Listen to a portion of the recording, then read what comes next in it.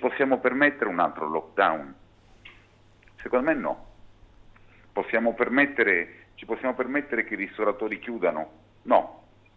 Oppure gli esercenti chiudano e riblocchiamo il paese? Possiamo permetterci altri 50-60 miliardi di euro di manovre e di debito? Secondo me no.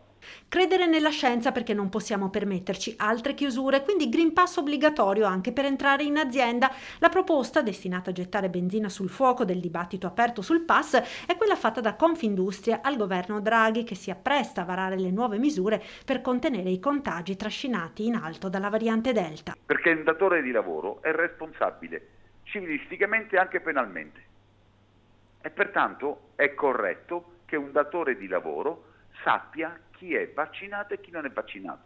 E chi non è vaccinato in quel momento è una sua scelta, però dal punto di vista oggettivo compromette la salute di altri. Perché sicurezza sanitaria e continuità produttiva, dicono gli industriali, sono ormai indissolubili. Perché quando un'azienda viene messa in quarantena, in quel momento non produce. E la mancata produzione genera da parte dell'azienda la incapacità di creare reddito, quel reddito che serve per pagare gli stipendi. Una posizione condivisa dal presidente di Unioncamere Veneto Mario Pozza, neoeletto vicepresidente nazionale dell'ente.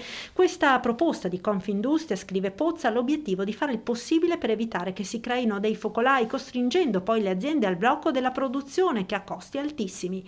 Sulla stessa linea anche Confcommercio. Noi siamo favorevoli piuttosto che avvenga un lockdown, che sarebbe insostenibile per le nostre attività. Alle autorità pubbliche però il compito di controllare. Noi non possiamo essere i controllori e non credo che neanche l'industriale può mettersi al cancello a dire sei vaccinato o non sei vaccinato. Non è suo compito, però può mettere un cartello dicendo chi non è vaccinato non può entrare. Dopodiché sarà l'organizzazione pubblica che deve controllare